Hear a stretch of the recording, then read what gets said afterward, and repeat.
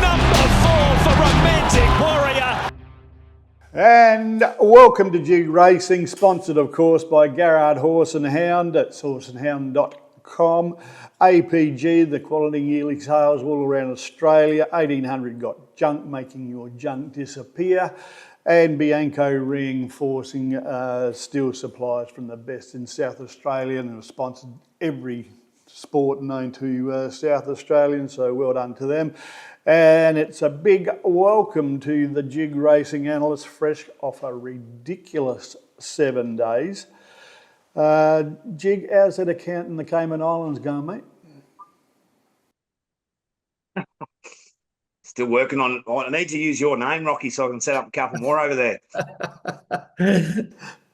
More than happy to do it for you, mate. Very well, Rocky. Good to be with you. And it's very nice when you things pan out sometimes on a Saturday.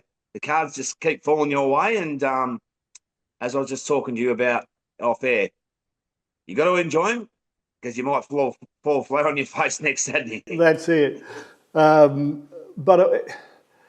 Saturday was that ridiculous day. You've had a couple before when you've had 4 out of 5 or 5 out of 6 or 9 out of 12 during the week, but to get 7 and money back on another one, and one of them just did not go a yard, which was unfortunate. And but 7 winners on a day. I was lucky I was at my son's footy, mate, because who knows what I would have done at half time or 3/4 time at the footy, mate. So well done, just outstanding from both you and Phantom, and developing a pretty handy team there, mate. Nah, it's really good, Rocky, and it's nice to it's nice when it pans out because it's not like you do any extra work one week to the next, and you need things to go your way sometimes. But it's certainly nice having a partner in crime that takes up and is very good over these carnivals in New South Wales and Queensland, Rocky, and the punters are really enjoying him. And there's nothing better than getting inboxes from random people with multi-tickets, Rocky. It makes my day. It honestly does. It beats the hell out of getting one at 3 a.m. calling you a mug. And No, very good. Hey, mate, let's move straight into trial watch, thanks to EAC Animal Care, supporting gut, skin and immunity with great product called Inside Out as one of their many products, but Inside Out certainly works that way from the inside out and helps with ulcers, etc. A really good product. There's a couple that you have a particular interest in, mate, that also caught your attention to bring them to the fore of subscribers, and that's Blazing Sword and Olatunde, who we all know wasn't your cheapest purchase, but it seems like he's starting to put it all together now. Yeah, look, we put them up on the app, Rocky. We don't hide anything away on our app, and we're happy to tip our subscribers who put their money up to be a part of our staff horses that we're interested in. They're two of our team, and they both trialled up really nice there at Bendigo yesterday. They can be a tad misleading, Rocky, jump outs at Bendigo, because they don't often put horses all of the same rating in a trial. Yeah, so you've got to be a little bit careful. But they backed it up on the clock, and it's more so how well they got through that ground. It was heavy 9-10 conditions, and they're in the right time of the year where you can certainly have options in certain races where you might not win them in the spring or the autumn. So both going well, Rocky. Olatunde will line up in a benchmark 62 over 1,500 metres at Bendigo next Thursday. And if he draws a gate, I'm sure he'll be highly competitive. Okay, excellent. Now there's one here, because what I've loved about you over the years, Jig, is that no matter how much you like a horse, if it's let you down more than once, they disappear into thin air. But one that just keeps bobbing his head up for you is Big Swinger. Yeah, he does. He does. Look, he's a really talented horse, Rocky. Yeah. I think it's been there for all to see. But what can happen with some of these really good horses when they win a maiden and they go to a 64 and then they go to a 70 and then they go to a 74? They can rush through their grades really quickly. Same Yep. as a horse like King's Zephyr. They Yep. look like superstars rushing through their grades. But as soon as you get to that 84 benchmark 100 grade, Yep. you then start to rely on track conditions, barriers, these type of things are obstacles that they have to overcome where they Yep. can get away with them and in 64s and 70s. So I think he's ticking over really, really well, this horse. He's just at a grade now where he's contesting benchmark 100s and 84s and stuff where Yeah. he needs a little bit to go his way. Yeah. Good horse, Rocky. Own his half brother, so I'm forever cheering for him. Good on you, mate. Now, also we've got the accountability stakes, thanks to 1800 Got Junk. Simply call 1800 468 586. In the bin, we've got some very poor performers that keep getting a lot of people in. Saturday you found another one, and I thought exactly the same when I saw its race. It was gone at the 400, probably 350, and it's done that a couple of times in its last 5 starts. Tell us more about that one, mate. Yep. Poor old El Rocco. I think he's had enough, Rocky. He's been an absolute old marvel of a horse for the camp and the connections. He fronts up season after season. He sometimes has 15, 16 runs in a year. He's a very, very good wet tracker. But what I've noticed with him his last 2 is that I think all those battles are starting to catch up with him, Rocky, and I'm not sure he looks as interested. He's got every right to be tired. He's got every right to not run up to his best each and every time he goes to the races. As I said, nothing but respect for the old boy, but I think he's finished, Rocky, and we don't want to see him go out in his shield, so I hope he goes out in my paddock. Yep, good. I agree. Now, mate, timing couldn't have been any better last week when we spoke about the Jig Racing app, and we were talking about the non-subscribers who like to watch the show but have never decided to pay the $7. Unlike Lee Warwick and his band of followers up at Port Pirie, who joined in with the perfect timing, mate, convince themselves it's time to get the information, and they jump in when we get 7 out of 9 and a place getter. So well done to the lads in Pirie. It was a bit of a hard task to get Lee on board, but I think they're rusted on supporters of Jig Racing in 7 days, mate. Yeah, well, as I said to you beforehand, Rocky, where do we go from here? It's all down. It's all downhill from here, isn't it? So, it's like winning a Group 1 race too early in your ownership career, Rocky. I don't think it's good for any owner. I think you need to have a couple of slow ones before you get a fast one to appreciate them. Yeah. So, yes, we're still asking people to download the Jig Racing app on either Apple or Google. But, Jig, there's also another way coming up very shortly in a state-of-the-art website. Can you tell us a little bit more about that and how it's going to work for the already subscribers and how easy it will be for the ones thinking about it to join? Yeah, really exciting, Rocky, and it's certainly I can't take any of the pats on the back about this. This is all Mel and Marshall Fisher have been working behind, who are my business partners, all been working behind the scenes on this website for months now. It's going to be a brilliant one. They've spent a lot of time, a lot of money, a lot of expertise on getting it up and running. It's looking fantastic. We're going to have extra sports and extra punters that we're going to be adding to this app within time, Rocky. We want to turn it into something pretty big. But we'll certainly be putting our heads on the block and offering possibly a 3-month free starter for anyone that wants to come on and check it out. So that's the people as well that have already got the app on their phone or iPad. They can drop off there and open up onto the app, the website, and all their information will come across.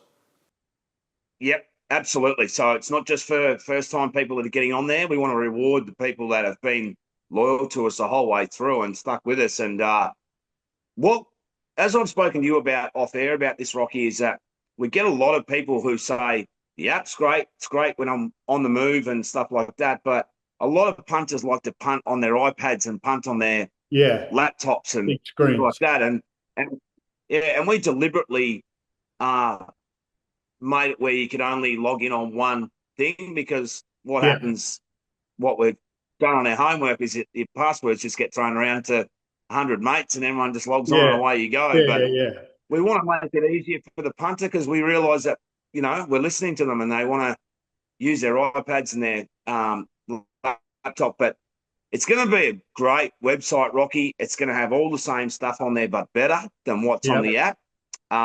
You can still access it all on your phone. You'll be able to do it on multiple tablets and stuff like that. So we're very excited about it, Rocky. And it's going to be, as I said, we are working behind the scenes the last 6 to 12 months on having an NFL expert that will possibly be come on and be giving NFL tips.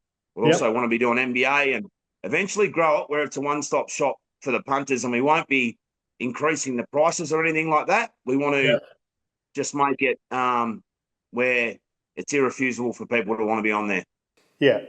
So the good thing about it, mate, is it's risk and reward. You're not giving people odds. It's still the same.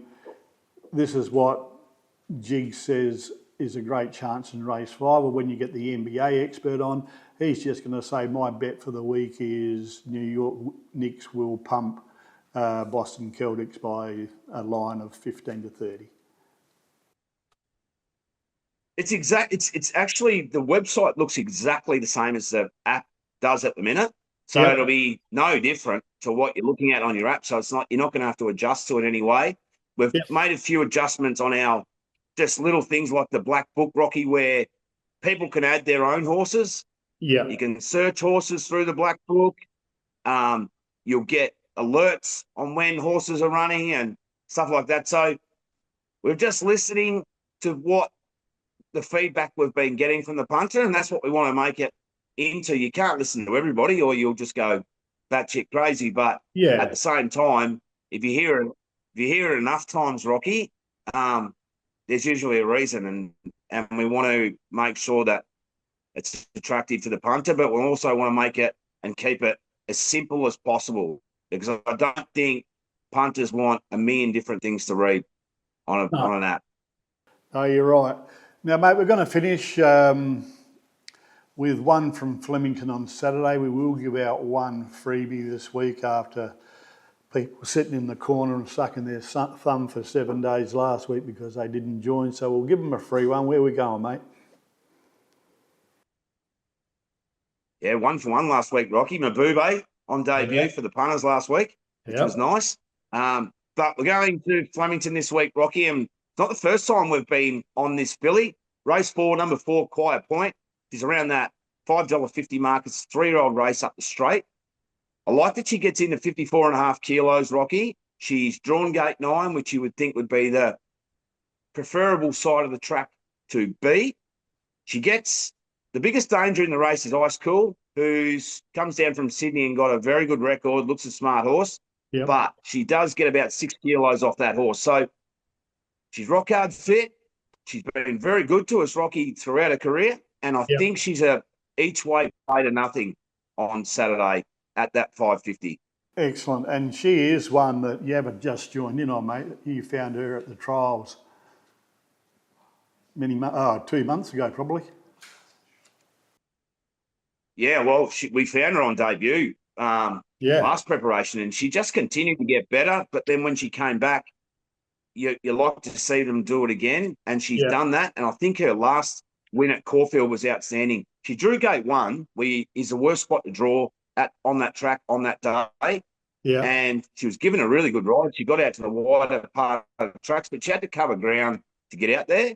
She zoomed home. So on a heavy 9 track, she handles all conditions. She's just a filly that puts in every time she goes to the track. And if they're going to offer you $5.50 for a horse like that against her own age with 54.5 on the back, I think she's a very good each way bet. Yep, I agree. So that's one for the Punters, a freebie, you like to watch the show and haven't quite joined up yet, well, you're getting one there. Just to convince you that you probably should be joining in any time soon. So that's it, mate. There's just one thing I want to get through. It's going to be harder to win for the Adelaide trainers over this winter, I reckon. There's a lot of Victorian trainers realising that the first prize money, second prize money over here during the winter months is certainly worth chasing, and there was a whole lot nominated this week. I haven't seen the acceptances yet, but there was probably 15 to 20 from Victoria nominated for here. Yeah, Rocky, don't tell too many people. We've got our eyes on a couple of races over there in the next few weeks too. So we're hoping we hope a lot of them stay home. But yeah, look, they're offering good prize money. It's this equivalent to midweek city money in Melbourne, and you've got wet tracks over there, genuine wet tracks for the next 2 months. And if you've got a wet tracker that's below Saturday last in Melbourne, it's a good place to target a horse, I would have thought. I agree. All right, mate.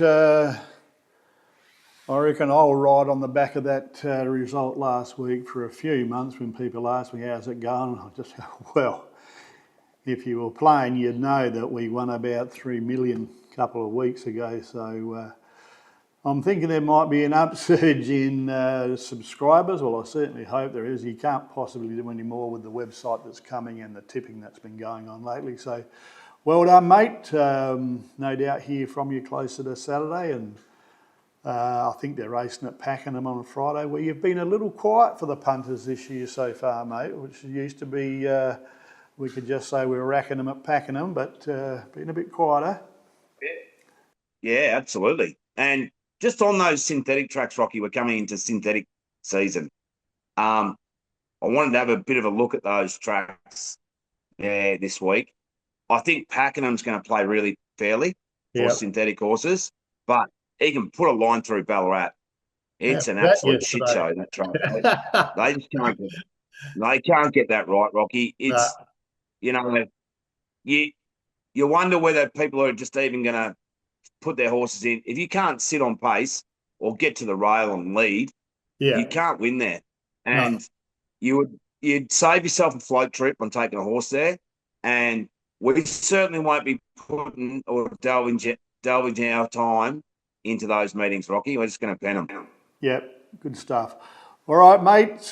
Speak to you in the next couple of days, and we'll be back on deck on time next week. But when you've got so much money to count before the show, mate, it's a little bit hard to be ready at 4:58. Mate, get that producer of yours. Surely he's over his Bali holiday by now. No, he's going back. Surely. Yeah, going back. Is he? Yeah. Yeah, right. He won't come back, Rocky. I think Mel's even going over as well sometime soon. Mel, is that right? End of the year. Not as soon as then there's me. Just you look good in a Bintang singlet, Dan, actually. Yeah. They've got a name for blokes like Dan that wear Bintang singlets over there. What is it, mate? Use your imagination, Rocky. It starts with F. All right, mate. We'll catch you next week, hey? See you, buddy. See you, mate.